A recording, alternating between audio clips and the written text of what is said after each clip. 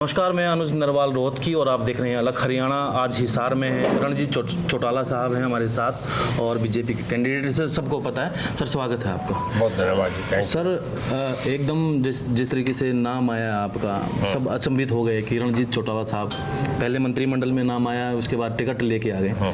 क्या गुटी पिला रखी है आपने? नहीं, मैंने कोई गुटी पिला रखी। देखिए, भारतीय जनता पार्टी बहुत बड़ी पार्टी है। पूरे देश में अब तो दुनिया में सबसे बड़ी पार्टी जो फॉलोइंग और मेंबरशिप से है। आबादी ज़्यादा है देश की, और इसमें एक थिंक टैंक है, पन्ना प्रमुख है, गांव के लेवल तक हर इकाई पे इनके आदमी बैठे हैं। बहुत बड़ा सर्वे करके अपना करते हैं, बहुत सोच समझ के टिकट दिए जाते हैं। देश के आज सबसे सम्मानित हैं, बहुत एक मजबूत नेतृत्व मोदी जी का मिला। मैं तो पहले से उनकी तरफ मेरी आस्था थी, इस करके मैं इंडिपेंडेंट होते सबसे पहले इनके साथ सपोर्ट में आया और 4.5 साल से इनके साथ मैं कैबिनेट में हूँ। मुझे बहुत फ्री हैंड मिला, मैंने परफॉर्मेंस मेरी ठीक रही। अब उनके क्राइटेरिया में मेरा चयन हो गया, मुझे दिया। मैं अब इतने बड़ी पार्टी का मैं तो सौभाग्य समझता हूँ कि मुझे इन्होंने अगला लोकसभा का चुनाव लड़ाने के लिए मुझे दे दिया। पहले छोटी पंचायत में, अब देश की बड़ी पंचायत में लड़ा रहे हैं। मेरा काम है पार्टी के लिए काम करना। मैं तो एक कार्यकर्ता बन के आया हूँ, और अब जब ज्वाइन कर दिया और मुझे लोकसभा का टिकट दिया तो मेरा काम है कि मैं चुनाव लड़ूं और कमल का फूल यहाँ से खिला के पार्टी को मैं मोदी साहब को ले जाके समर्पित कर रहा हूँ। बहुत अच्छा माहौल है, जैसा लोगों से मिला हूँ। तो जैसे कई लोग आए हैं, जैसे अशोक तंवर भी हैं, आप भी आ गए, नए चेहरे भी आ गए, और यहाँ से जैसे बृजेंद्र सिंह थे, वो भी यहाँ दूसरी पार्टी में चले गए। तो अब कुल मिला के आपके ऊपर भरोसा जताया, आपने पहले भी चुनाव लड़े हैं, आप समझते हैं हिसार को। तो किन मुद्दों के साथ आप समझते हैं कि इन मुद्दों के साथ जाया जाए, या अभी वही 370 मंदिर, ये सब चीज़ें होंगी? आजकल जो सबसे ज़्यादा चर्चा है कि जो भारत विकास 2047 का जो एक लक्ष्य है उसको लोग लेके चल रहे हैं। मोदी साहब की बात पे बहुत भरोसा कर रहे हैं। जो भी इन्होंने कहा, 370 जो करा, कश्मीर वाला जो आर्टिकल तोड़ने का काम करा, उसके बाद जो देश की दुनिया की 5 बड़ी इकोनॉमी है उसमें से एक हिंदुस्तान का बनना, इंटरनेशनल फॉरेन पॉलिसी पे बहुत जो लोगों के लिए ओबीसी वर्ग के लिए जो काम करा है, इस तरह के काम देख के लोगों में एक किया है कि मजबूत नेतृत्व चाह रहे हैं। और दूसरी तरफ जो इंडिया जो एक गठबंधन बना है जिसमें कोई नेतृत्व ही नहीं है, तो एक फ़र्क आता है। देखिए, एक जेपी मूवमेंट था, बहुत बड़ा आंदोलन था, कोई नेता के नाम के नहीं, केवल जेपी के नाम के मूवमेंट, कोई नारा नहीं लगता था। आज 2 ही नारे लगते हैं, भारतीय जनता पार्टी जिंदाबाद, मोदी जिंदाबाद। तो मोदी साहब का बहुत मजबूत पार्टी है और सबसे मजबूत जो है लीडरशिप मिली हुई है। ये बहुत बड़ा मुद्दा है। जी। लोग स्टेबिलिटी के वोट देते हैं। लोग देखें कि इस समय में देश का नेतृत्व को, जब दुनिया क्राइसिस में है, हर तरीके से देश को बचा के विकास की ओर ले जा रहे हैं। इस बात का बहुत बड़ा मैसेज है। कई लोगों से, जैसे हम हल्के में घूमते हैं अलग अलग जगह पे, हिसार में भी हम गए हैं, तो वो ये कहते हैं कि मोदी के नाम पर वोट दे देंगे, तो मोदी बड़ा चेहरा हो गए एक किस्म से। तो कैंडिडेट कोई भी हो, इससे कोई फ़र्क नहीं पड़ता, या आप किस तरीके से देखते हो इस चीज़ को? देखिए, 1-2 मैं एग्जाम्पलरी केस बता रहा हूँ। वीके सिंह जी आर्मी के जनरल थे, अच्छे जनरल थे। उन्हें 2 बार चुनाव लड़ाया, गाजियाबाद से चुनाव लड़े। मोदी साहब के भारतीय जनता पार्टी के नाम के वोट मिले। हमारे सुखवीर सिंह जोनापुरिया हैं, बालकनाथ हैं, दोनों राजस्थान में कैंडिडेट बना दिए, लोगों ने वोट दे दिया। अब मोदी साहब जिसको भी आज बनाए, उनका पूरा भारतीय जनता पार्टी का, मोदी साहब का डंका बज रहा है, लोगों को इतना भरोसा हो रहा है। अब देखिए कि 70% देश के लोग उनके साथ हो रहे हैं, एक हम और आप हम नहीं हैं। पूरा मीडिया उन्हें बहुत हाईलाइट कर रहा है, मीडिया का भी कह रहा हूँ। देखिए, इतने लंबे समय तक इंदिरा गांधी को भी बीच में एक ब्रेक मिल गई थी, जब इमरजेंसी के बाद लोगों ने इंदिरा गांधी को हरा दिया था। ये दूसरे ऐसे प्रधानमंत्री पंडित जवाहरलाल नेहरू के बाद, उस वक्त तो अंग्रेज़ों का राज था, उसके खिलाफ देश आज़ाद हुआ था, महात्मा गांधी का बड़ा कद था, वो 52, 57, 62 में प्रधानमंत्री बने। अब मोदी साहब का अब 3 बार का तो दिख लो, चौथी बार भगवान है, जा तो चौथी बार भी बनेंगे। देखिए, 2014 में बने, 19 में बने, फिर 24 में बन रहे हैं। 2014 में 1984 में राजीव गांधी देश के प्रधानमंत्री बने थे 401 सीट लेके। इंदिरा जी का असैसिनेशन हुआ था और लोगों में एकदम सिंपैथी वेव थी तो 401 सीट आई। उसके बाद 84 से लेके 16 साल वो 2000 तक और फिर 2014 तक 30 साल के अंदर एनडीए और यूपीए की सरकारें आई गठबंधन की। जर्मनी फ्रांस में भी ऐसा होता रहा है कि गठबंधन की सरकारें बनी, फिर 2 पार्टी सिस्टम आया। यहाँ अभी तक तो 1 पार्टी सिस्टम ही हो गया, सामने कोई दूसरी पार्टी भी आज नहीं है। लोग जब जाके सरकार को वोट डालते हैं, जब ये दिखे कि आया विपक्ष सरकार बनाने की स्थिति में है नहीं, अगर वो नहीं है तो लोग फिर वापस चले जाते हैं। लोग देश को खंडित नहीं करना चाहते। आप भी पुरानी कांग्रेसी रहे हैं सर, कहाँ कमी देखते हैं आप विपक्ष में? देखिए, मैं कांग्रेस में रहा हूँ, मैं कोई बुरी बात नहीं है। ठीक है। देश कांग्रेस में था, बदल गया, आज सब मोदी को मान रहे हैं, कभी जनता पार्टी में चले गए। देखिए, मोदी साहब का जो नेतृत्व है, मैं नहीं मान रहा दुनिया में कहीं भी कोई प्राइम मिनिस्टर बाहर जाता था, कहीं एनआरआई इकट्ठे नहीं होते थे, एयरपोर्ट पे जाके 50 आदमी ने मारा दे दी, बस ये था। अब जहाँ जाता है मोदी मोदी मोदी। मैं अमेरिका के एक किस्सा बता रहा हूँ। एनआरआई का एक मीटिंग थी, उसमें कोई 1 लाख की भीड़ थी, खचाखच भरा हुआ था। और अमेरिका में एक कन्वेंशन है कि जब प्रेसिडेंट स्टेज पे होगा तो इवन मेरिन, जो हमारी सिक्योरिटी गार्ड है उनकी मेरिन कहते हैं, वो भी विड्रॉ होती है, अकेले स्टेज पे वो ही रहते हैं। और उस एनआरआई की मीटिंग में लोगों ने ट्रंप को भी बुला लिया था और ट्रंप ने मोदी साहब का हाथ पकड़ रखा था और नारे लग रहे थे मोदी मोदी। मतलब मोदी तब दुनिया के सबसे बड़े नेता बन गए थे। तो मोदी साहब के लिए लोगों में एक वो तो ठीक बात है, मैं वही पूछ रहा था सर, कांग्रेस कहाँ पिछड़ गई है? मतलब जो आज रिप्लेसमेंट के तौर पर जो भाजपा है। कांग्रेस इस बात से ख़त्म हो रही है कि जब भी कोई आदमी लड़ाई लड़ता है, जब आदमी अपना ही किला छोड़ दे तो फिर उसको लोग नेतृत्व नहीं मानते। जैसे गवाला जो होता है, जब सेनापति, किसी फौज का सेनापति कमज़ोर आदमी आ जाए तो फिर सेना बिखर जाती है।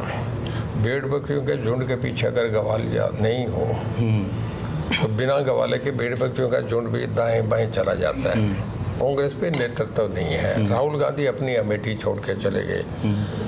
सोनिया जी कह रही है कि मैं चुनाव नहीं लड़ूंगी। हरियाणा के लीडर वो वायनाड में जाके अमेठी छोड़ के वहाँ लड़ रहे हैं। कांग्रेस में हुड्डा साहब कह रहे हैं कि मैं चुनाव नहीं लड़ूंगा, मेरा बेटा लड़ रहा है। हुड्डा साहब सलाह दे रहे हैं कि उनको रणदीप सुरजेवाला को और शैलजा को भी चुनाव लड़ना चाहिए और वो चुनाव लड़ नहीं रहे। तो अब ऐसी स्थिति, कभी इमरजेंसी के वक्त जब 77 में आया था तब भी कांग्रेस की इतनी डिप्रेशन में चली गई। तो डिप्रेशन में अब कांग्रेस डिप्रेशन में है। उसका फ़ायदा बीजेपी को मिल रहा है? फिर फ़ायदा नहीं, आप ये समझिए कि बीजेपी का इतना बड़ा तांडव बन गया कि सब चीज़ें छोटी हो गई, कहीं है ही नहीं, कांग्रेस है नहीं, खो गई, लोगों ने कर दिया ना। देखिए, लोकसभा विधानसभा लोगों की संपत्ति है, लोग बना रहे हैं, डेमोक्रेसी का सिस्टम है। तो उसमें लोगों ने मोदी साहब को इतना बड़ा नेतृत्व दे दिया, किसी को नहीं मिला। अब इससे पहले, चुनाव से पहले बात चल रही थी कि आप नरेंद्र मोदी और अमित शाह में से किसी को यहाँ पर बड़ी रैली करने जा रहे हैं। अब चुनाव आ गया, अभी कुछ है? चुनाव से पहले मेरी मन से इच्छा थी, जब तक बीजेपी ज्वाइन नहीं करती, मैं मंत्रिमंडल का सदस्य था और पूरी सपोर्ट बीजेपी के साथ थी। मैं चाह रहा था कि जो देवलाल के स्मृति दिवस पे उन्हें बुलाना चाह रहा था। वो मध्य प्रदेश, राजस्थान, छत्तीसगढ़ के चुनाव में भी थे। उन दिनों में किसान फुर्सत से फारिग था। मैं चाह रहा था 1 लाख की भीड़ करूं। अब जब भी सरा होगी आप देखना, जबरदस्त रैली करूंगा। जिस दिन प्लानिंग है अभी हिसार का जिस दिन चुनाव में बनेगा किसी का प्रोग्राम, आप देखना हमारी सभा कैसी होगी। तो क्या उम्मीद है आपको यहाँ पे, कितने मार्जिन से आप कर पाएंगे? देखिए, अभी चुनाव शुरू, अभी नॉमिनेशन फाइल होना, सामने कैंडिडेट कौन आएगा। पर मैं आपके मन की बात पूछ रहा हूँ, आपको फीडबैक यही है ना कि जीत रही है सीट बीजेपी की है? हम नहीं कहेंगे, हम दिखाएंगे। तो सब जगह लोग ये कह रहे हैं कि 10 की 10 है। अच्छा, कई बार लोग ये कह रहे हैं कि सीटें जो है पहले से बढ़ के आएंगी। आप देख रहे हैं ना, है ऐसा। कभी कभार देश को अच्छा नेतृत्व मिलता है तो लोग करते हैं। लोग पढ़े लिखे हैं, बहुत पॉलिटिकली अवेयरनेस है। हर आदमी मजबूत नेतृत्व को पसंद करते जी।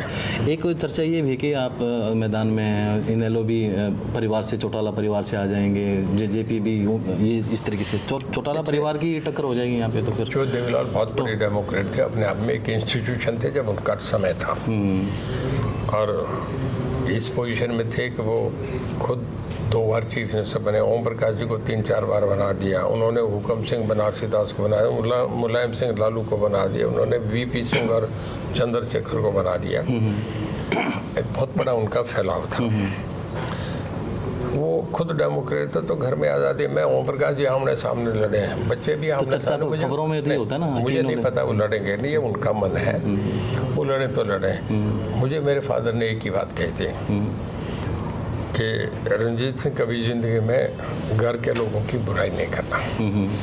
मैं किसी पे कटाक्ष में किसी पे भी नहीं करता, मुझे अपना बढ़ाना। मैं मेरी लाइन बड़ी कर रहा हूँ, मैं किसी की छोटी करने में नहीं हूँ। मुझे किसी के से कोई मतलब, मैं मेरा अपना काम कर रहा हूँ, चुनाव लड़ रहा हूँ। कौन सामने आए नहीं आए इस बात का मुझे, मेरे से कोई पूछ के नहीं आएगा। जो आएंगे सामने आ जाएंगे, कोई भी आएगा। देवीलाल जी के परिवार से हैं आप, तो आप बेटे हैं, तो कोई बड़ा सा किस्सा आप बता सकते हैं जो हमेशा याद रहता हो? जिस तरीके से आपने एक तो बात बताई, अभी बता रहे थे कि आप मुझे किसी बुराई याद है। मैं एक बार उनके साथ गया था अमेरिका, इंडियाना पोलिस है शिकागो से थोड़ा आगे, वहाँ उनका मेथोडिस्ट हॉस्पिटल में ऑपरेशन हुआ था। तो NRIs बुला लेते हैं, जैसे हमारे मुख्यमंत्री जाए, हमारे प्रधानमंत्री जी जाते हैं तो NRI बुलाते हैं वहाँ, सभी को, कोई भी हो। तो शाम को NRI का एक सम्मेलन था जिसमें खाने के लिए बुला रखे थे। कोई 700-800 जो इंडियन थे, कोई यूपी का था, कोई हरियाणा का था, कोई राजस्थान से थे, पंजाब से थे, सब लोग इकट्ठे हुए थे, खाने पे थे।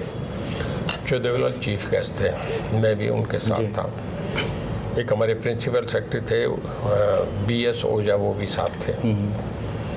तो खाने पे अलग अलग आदमी, एक रिटायर्ड जज थे पंजाब हरियाणा हाई कोर्ट के, वो कहने लगे कि मैं थोड़ा बोलना चाहूँगा। खाने से पहले जैसे बोलने का कार्यक्रम रहता है, वो कहने लगे जो देवीलाल, मैंने इस शहर को देखा, मेरे नाती यहाँ हैं, मेरी बेटी है मैरिड है, तो उनके बच्चे जो है वो सब यहाँ, तो मैं मिलने आया हूँ, 2 महीने से यहीं हूँ। मैंने सारा अमेरिका घुमा है, देखा है, बहुत बढ़िया कंट्री है, बड़ा डिसिप्लिन है, लोग देश के लिए बहुत कट्टर, बड़े नेशनलिस्ट हैं, और किसी पे समय नहीं, भागे रहते हैं, काम पे लगे रहते हैं, कोई किसी को फुर्सत ही नहीं, केवल दौड़ता है अमेरिका। और ट्रैफिक सेंस बड़ी है कि गाड़ी जो है वो खड़ी रह जाएगी जब तक वो नहीं क्लियर होगी, चलते नहीं।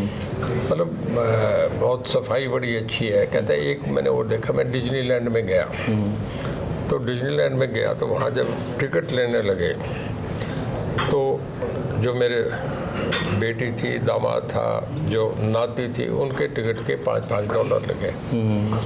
और जब मेरा टिकट आया तो कहते हैं $1। तो कहते मैंने उनसे क्वेश्चन कर दिया, अभी ये फ़र्क क्यों है, ये तो अमेरिका में रह रहे हैं, मैं अमेरिकन नहीं हूँ ना NRI, मैं तो बच्चों से मिलने आया हूँ, मेरा 10 साल का वीज़ा लगा है, तो मैं 2 महीने यहाँ बच्चों के पास हूँ। इनके $5 ले रहे, मैं एक इंडियन हूँ, तो मेरे से $1 ये इतनी रियायत क्यों?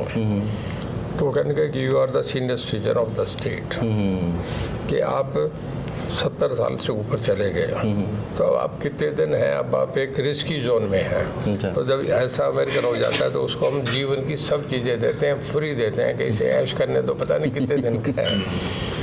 ये घटना होगी तब हम वापस चलने लगे, तो हवाई जहाज़ में उन्होंने ओझा साहब से कहा, ओझा साहब, हम अमेरिका नहीं है ना तो डिज्नीलैंड बना सकते, ना हम इतना पैसा खर्च कर सकते। मुझे एक बताओ, ये जो उस सरदार जी ने जो बताई हाई कोर्ट के जज ने, अगर हमारे जो 60-65 साल का जो बुजुर्ग हो जाए, उसको अगर ₹100 महीना पेंशन बांधे तो कितना खर्चा पड़ेगा इस चक्कर पे? अच्छा, पेंशन की शुरुआत उन दिनों में कोई 18 लाख रुपया टोटल ईयरली खर्च बनता था। पहली कैबिनेट मीटिंग में ये कर दिया कि जो 100 साल का बूढ़ा उसे पेंशन देंगे।